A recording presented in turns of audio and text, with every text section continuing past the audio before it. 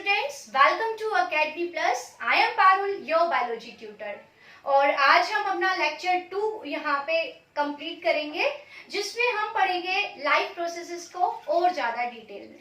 तो बच्चों, हमने पढ़ा था कि लाइफ प्रोसेसेस वो प्रोसेसेस हैं जो हमें अलाइव रख रही हैं, और इन्हीं के एग्जाम्पल में जो हमने अपना पहला एग्जाम्पल डिस्कस किया था वो था न्यूट्रिशन। तो आज हम न्यूट्रिशन के बारे में पढ़ेंगे डिटेल में। तो nutrition is our life process. इसको आपको समझने के लिए हम अपनी बॉडी का एक आउटलुक ले लेते हैं कि बॉडी के अंदर क्या क्या चीजें हो रही हैं, उनका हम एक जनरल डिस्कशन कर लेते हैं। देखिए, अगर आप अपनी बॉडी की बात कर रहे हैं, आपकी बॉडी में इतनी सारी एक्टिविटीज चल रही हैं जो आपको दिख भी नहीं रही है, बट वो बॉडी के अंदर हो रही हैं। इवन जब आप सो रहे होते हो तो भी आपकी बॉडी में ये एक्टिविटीज चल रही होती हैं। जैसे फॉर एग्जाम्पल, आपका जो हार्ट है, चाहे आप सो रहे हो चाहे आप जाग रहे हो, 24/7 हार्ट की जो मसल्स हैं, जिनको हम कहते हैं कार्डियक मसल्स, बिना थके बिना रुके वो काम कर रही हैं। और इन मसल्स की एक्टिविटी के कारण हमारा heart around 72 times per minute heart beat कर रहा है, और हार्ट की इस बीटिंग से 1 मिनट में लगभग 5 लीटर ब्लड आपकी पूरी बॉडी को सप्लाई हो रहा है। मीन्स हार्ट की जो मसल्स हैं वो बिना रुके काम कर रही हैं आपके लिए, और 72 टाइम्स पर मिनट आपका हार्ट बीट कर रहा है to pump around 5 litres of blood in your body. Okay, इसके अलावा आपके जो लंग्स हैं वो कंटिन्यूअसली आपकी बॉडी तक ऑक्सीजन की सप्लाई कर रहे हैं। मीन्स हमारे जो लंग्स हैं वो भी हमारी मसल्स को एनर्जी चाहिए। देखिए, जैसे हम हार्ट और लंग्स को ही कोरिलेट करें तो हार्ट को क्या चाहिए, हार्ट की मसल्स को काम करना है, तो काम करने के लिए क्या चाहिए, एनर्जी चाहिए। और खाने से एनर्जी जो बनेगी उसके लिए ऑक्सीजन की जरूरत पड़ेगी। तो लंग्स हमारी पूरी बॉडी को इंक्लूडिंग आवर हार्ट उसको ऑक्सीजन सप्लाई कर रहे हैं। ना सिर्फ हमारे हार्ट की मसल्स को बल्कि बॉडी की हर सेल्स तक हमारे लंग्स ऑक्सीजन पहुंचा रहे हैं। ठीक है, और जो बॉडी की सेल्स में, हार्ट की सेल्स में CO2 बनी, उस CO2 को हमारी बॉडी की सेल्स लंग्स तक पहुंचा रही है, और फिर लंग्स उस टॉक्सिक गैस जिसको हम CO2 कह रहे हैं उसको एक्सहेल कर रहे हैं। तो इसके अलावा हमारी बॉडी में मूवमेंट हो रही है। हमारी जो मसल्स हैं, चाहे वो हमारी स्टमक की मसल्स ले लें, हमने जैसे खाना खाया उसके बाद हमारी मसल्स काम कर रही है, पेरिस्टोलिसिस हो रहा है, मसल्स खाने को नीचे धकेल रही है हमारी फूड पाइप के थ्रू। तो इतनी सारी एक्टिविटीज हमारी बॉडी में हो रही है और हमें दिखाई भी नहीं पड़ रही है, और इवन ये प्रोसेसेस हमारे रेस्टिंग स्टेज में भी हो रही होती है। अब इन सारी प्रोसेसेस को कंटिन्यू करने के लिए हमें क्या चाहिए? अगर आप कोई भी, जैसे आप भाग रहे हो, आप एक बाइसिकल चला रहे हो, आप बोल रहे हो, आप लिख रहे हो, चाहे हार्ट बीटिंग की बात कर लें, चाहे हमारी मसल्स हैं उनकी वर्किंग की बात कर लें, हमारी जो नर्व सेल्स हैं वो हमारे ब्रेन तक कॉन्टिन्यूअसली थाउजेंड्स ऑफ सिग्नल्स को पहुंचा रही है। तो इन सब एक्टिविटीज को होने के लिए हमें एक कांस्टेंट रिक्वायरमेंट होगी, किसकी? एनर्जी की, जिस एनर्जी की हेल्प से हमारी मसल्स, हमारी बॉडी की बाकी सेल्स काम कर सके। ओके, इसके अलावा बॉडी में ग्रोथ हो रही है। ग्रोथ जैसे आप लगाएं, पहले हम छोटे थे फिर हम बड़े हुए, तो छोटे से जब हम बड़े हुए तो क्या हुआ हमारी बॉडी में, कैसे हुई इतनी ग्रोथ? तो इसके लिए ऐसा थोड़ी ना है कि जो सेल्स थी वो बड़ी बड़ी हो गई। ग्रोथ में क्या हुआ, जो बॉडी में सेल्स थी उनका नंबर इंक्रीज हो गया, और उनका नंबर इंक्रीज होने से हमारी ग्रोथ हुई। इसके अलावा हमारी बॉडी में न्यू सेल्स की फॉर्मेशन हो रही है। न्यू सेल्स फॉर्मेशन हो रही है। बॉडी में जो सेल्स हैं उनका अपना एक लाइफ स्पेन है, वो इमोर्टल नहीं है, वो मरती हैं। वो ठीक से जब काम नहीं कर रही होती है तो उनकी डेथ हो जाती है, या बॉडी उनको खुद ही किल कर देती है। तो उन सेल्स को रिप्लेस करने के लिए, जिनकी डेथ हो गई है, उनकी रिप्लेस करने के लिए बॉडी में नई सेल्स की फॉर्मेशन होगी।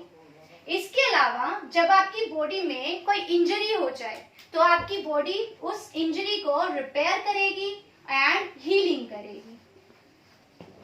ओके, तो इतनी सारी एक्टिविटीज जो हो रही है, मीन्स आप एनर्जी की बात कर लो, एनर्जी हमें चाहिए, हमारी बॉडी को ग्रो करना है, हमारे बॉडी में जो पुरानी सेल्स हैं जिनकी डेथ हो गई है उनके बदले में नई सेल्स की फॉर्मेशन करनी है, बॉडी को रिपेयर करना है, हील करना है, और बॉडी को रेजिस्टेंस चाहिए, रेजिस्टेंस अगेंस्ट डिजीज, मतलब हमारी बॉडी को अपने आप को प्रोटेक्ट करना है। मीन्स इसको हम कह सकते हैं कि बॉडी को अपने आप को डिफरेंट डिजीज से प्रोटेक्ट करना है। तो ये जो सारी चीजें हैं, इन सब के लिए हमें एक रिक्वायरमेंट होगी किसकी? मटेरियल की। वो मटेरियल जो हमें एनर्जी दे सके, वो मटेरियल जिसके कारण बॉडी ग्रो कर सके, नई सेल्स बन सके, बॉडी रिपेयर कर सके। और जो ये रॉ मटेरियल है ये हमें कहां से मिलेगा? खाने से। ओके, आपको पता है जब हम खाना नहीं खाएंगे तो बॉडी को एनर्जी कैसे मिलेगी? जब हम खाना नहीं खाएंगे तो बॉडी ग्रो नहीं करती। ग्रो क्यों नहीं करती? क्योंकि आपने पढ़ा है कि जो हमारी बॉडी है वो केमिकल्स से बनी है। ओके, बॉडी में डिफरेंट तरह के ऑर्गेनिक एंड इनऑर्गेनिक मटेरियल्स हैं जो कि जिनसे हमारी बॉडी बनी है। तो वो जो मटेरियल्स, जो नई सेल्स को बनने के लिए हमें और ज्यादा मटेरियल्स चाहिएगा, वो मटेरियल हमें कहाँ से मिलेगा? वो मटेरियल मिलेगा हमें खाने से। नई सेल्स को बनने के लिए जो मटेरियल चाहिए वो हमें खाने से मिलेगा। तो इतनी जितनी भी एक्टिविटीज मैंने यहाँ डिस्कस की, उन सब के लिए हमें रिक्वायरमेंट होती है खाने की। तो यही जो प्रोसेस है जिसके थ्रू ऑर्गेनिज्म खाने को ऑब्टेन करेगा और उस खाने को यूटिलाइज करेगा फॉर वेरियस एक्टिविटीज, यही सारी प्रोसेसेस कहलाती हैं न्यूट्रिशन। ओके, तो न्यूट्रिशन क्या है? Nutrition is the process of obtaining and utilising food for various activities of body. चाहे वो आप मूवमेंट ले लो, चाहे वो आप नर्व सिग्नल्स ट्रांसमिशन ले लो, चाहे आप बॉडी की ग्रोथ ले लो, रिपेयर ले लो, तो जितनी भी एक्टिविटीज के लिए हम खाने को यूज कर रहे हैं वो सारी एक्टिविटीज में खाने का यूज होना, तो ये सारी एक्टिविटीज क्या कहलाती हैं? न्यूट्रिशन। तो अगर हम न्यूट्रिशन को डिफाइन करें तो हम कैसे डिफाइन करेंगे न्यूट्रिशन को? सो हम लिखेंगे the process of obtaining food and its utilization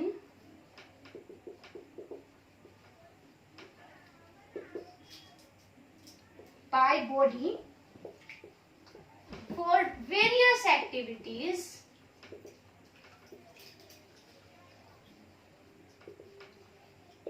is called nutrition. Okay, तो यहाँ डेफिनेशन में मैंने बताया आपको कि खाने को ऑब्टेन करना है, फिर उस खाने को यूटिलाइज करना है बॉडी की वेरियस एक्टिविटीज में, तो ये सारी प्रोसेस कहलाती है न्यूट्रिशन। ओके, अब देखिए न्यूट्रिशन के टाइप्स होते हैं। मीन्स कुछ ऑर्गेनिजम्स आपने देखे होंगे, आपने कभी प्लांट्स को खाना खाते हुए नहीं देखा होगा, है ना? क्या वो खाना खाते ही नहीं है? क्या उनको एनर्जी नहीं चाहिए? क्या उनको ग्रो नहीं करना? बट वहां पे आपको खाना खाते हुए क्यों नहीं नजर आ रहे?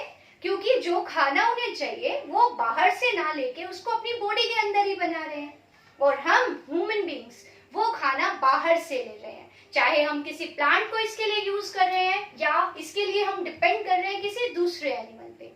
तो ये जो न्यूट्रिशन है इसके टाइप्स होते हैं, वेदर ऑर्गेनिज्म खुद अपना खाना बॉडी के अंदर सिंथेसाइज कर रहा है या वो उस खाने के लिए किसी दूसरे ऑर्गेनिज्म पे डिपेंड कर रहा है। मींस उसका मोड क्या है खाने को ऑब्टेन करने का। तो इसके बेसिस पे न्यूट्रिशन के दो टाइप्स होते हैं, एक होता है ऑटोट्रोफिक न्यूट्रिशन और एक होता है हेटेरोट्रोफिक न्यूट्रिशन। तो अब हम डिस्कस करते हैं टाइप्स ऑफ न्यूट्रिशन। यहाँ से आप डेफिनेशन देख सकते हो, न्यूट्रिशन की मैंने यहाँ डेफिनेशन लिखी। अब जो आगे हम पढ़ रहे हैं वो है टाइप्स ऑफ न्यूट्रिशन। तो there are two types of nutrition, और ये किस बेस पे है कि मोड क्या है खाने को ऑब्टेन करने का। खाना बॉडी के अंदर ही सिंथेसाइज हो रहा है या उस खाने को ऑब्टेन करने के लिए हम दूसरे ऑर्गेनिज्म पर डिपेंड कर रहे हैं। तो types of nutrition.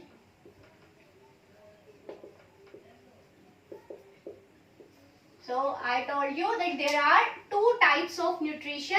One is autotrophic nutrition and the other type of nutrition is heterotrophic nutrition. Okay? तो यहाँ दो टाइप मैंने लिखे.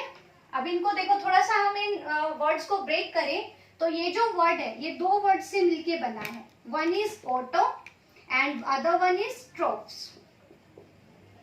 Auto means होता है self और trop word का मतलब होता है nourishment.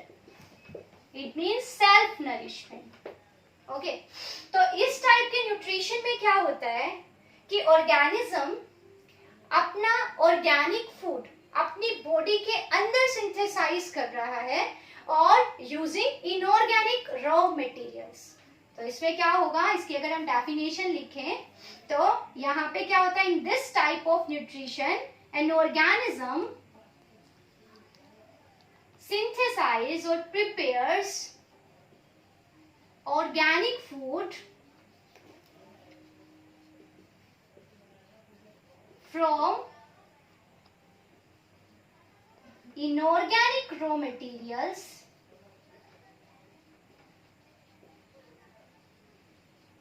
in its own body. It means organism अपना ऑर्गेनिक फूड, यहाँ हम देखेंगे ऑर्गेनिक का मतलब और इनऑर्गेनिक का भी, कि ऑर्गेनिज्म अपना ऑर्गेनिक फूड प्रिपेयर कर रहा है किससे, इनऑर्गेनिक रॉ मटेरियल से. और ये जो प्रोसेस है इनऑर्गेनिक रॉ मटेरियल से ऑर्गेनिक फूड बनने की, ये प्रोसेस उसकी अपनी ही बॉडी में हो रही है, in its own body. Okay, देखते हैं जैसे इनऑर्गेनिक और ऑर्गेनिक क्या है. तो देखो ऑर्गेनिक केमिकल्स क्या है, ऑर्गेनिक कंपाउंड्स क्या है. तो ऑर्गेनिक कंपाउंड्स वो होते हैं जो बने होते हैं कार्बन से एंड हाइड्रोजन से. मतलब ऐसे कंपाउंड जिनमें कार्बन भी है और हाइड्रोजन भी है, तो वो कंपाउंड्स क्या कहलाएंगे, ऑर्गेनिक. ओके, जैसे फॉर एग्जांपल मैं ग्लूकोज का फॉर्मूला लिखूं तो यहाँ मैं लिखूंगी C6H12O6. तो यहाँ पे क्या है, कार्बन भी है इस केमिकल के अंदर और हाइड्रोजन भी है. तो ये केमिकल कंपाउंड हो गया ऑर्गेनिक. इनऑर्गेनिक क्या होगा, ऑर्गेनिक को छोड़ के जो बच गए, इट मींस जो कार्बन और हाइड्रोजन से नहीं बने हैं. जैसे मैंने लिख दिया CO2, कार्बन डाइऑक्साइड, कार्बन है लेकिन हाइड्रोजन नहीं है, सो इट इज इनऑर्गेनिक. इसी तरह से मैं वाटर लिख दूं तो वाटर क्या है, इसमें हाइड्रोजन है बट कार्बन नहीं है, तो ये भी इनऑर्गेनिक हो गया. नमक, जो कॉमन टेबल सॉल्ट आप यूज करते हो, सोडियम क्लोराइड, उसमें सोडियम है और क्लोराइड है लेकिन ना कार्बन है ना हाइड्रोजन है, तो ये भी कैसा हो गया, इनऑर्गेनिक. तो देखिए इनऑर्गेनिक रॉ मटेरियल्स को, इनऑर्गेनिक मटेरियल्स को ऑर्गेनिक फूड में कन्वर्ट करना है. और ये जो प्रोसेस है ये अगर ऑर्गेनिज्म की खुद की बॉडी के अंदर हो रही है, मींस वो ऑर्गेनिक फूड अपना खुद ही बना रहा है अपनी बॉडी के अंदर, तो इस तरह के न्यूट्रिशन को हम कहेंगे ऑटोट्रोफिक न्यूट्रिशन. ओके, और ऐसे ऑर्गेनिज्म जो अपना खाना खुद ही बना रहे हैं, मींस जिनके अंदर न्यूट्रिशन कौन सा है, ऑटोट्रोफिक, तो ऐसे ऑर्गेनिजम्स को हम क्या बोलेंगे, autotrophs. Means the organism which prepare their organic food inside their body by using inorganic raw materials are known as autotrophs. Okay? Autotrophs के एग्जाम्पल क्या हो जाएंगे, जितने भी ग्रीन प्लांट्स हैं, आपको पता है कि वो अपना खाना खुद ही बना रहे हैं by the process of photosynthesis. इसके अलावा कुछ बैक्टीरिया होते हैं जो अपना खाना खुद ही बना सकते हैं, और कुछ प्रोटिस्ट भी होते हैं, जैसे आप डाई एटम्स ले लो या फिर यूग्लिना है, यूग्लिना भी ऑटोट्रोफिक न्यूट्रिशन शो करता है जब उसको लाइट मिलती है. तो कुछ प्रोटिस्ट, कुछ बैक्टीरिया और जितने भी ग्रीन प्लांट्स हैं वो सभी अपना ऑर्गेनिक फूड अपनी बॉडी के अंदर ही बना रहे हैं. So these all are autotrophs. Okay तो यहाँ डेफिनेशन में हमने क्या लिखा कि ऐसे ऑर्गेनिज्म जो ऑर्गेनिक फूड खुद ही बना रहे हैं अपनी बॉडी के अंदर और इनऑर्गेनिक रॉ मटेरियल्स को यूज करके, सो ऐसे ऑर्गेनिजम्स कहलाएंगे ऑटोट्रोफ्स, और इस तरह का नरिशमेंट और न्यूट्रिशन कहलाएगा ऑटोट्रोफिक न्यूट्रिशन। ओके इसके बाद जो दूसरा न्यूट्रिशन का टाइप मैंने यहाँ लिखा वो है हेट्रोट्रोफिक न्यूट्रिशन। तो हेट्रो वर्ड का मतलब होता है डिफरेंट। हेट्रो जो वर्ड है उसका मतलब क्या है बच्चों, डिफरेंट, और ट्रॉफ वर्ड वही किसके लिए यूज हो गया, नरिशमेंट के लिए।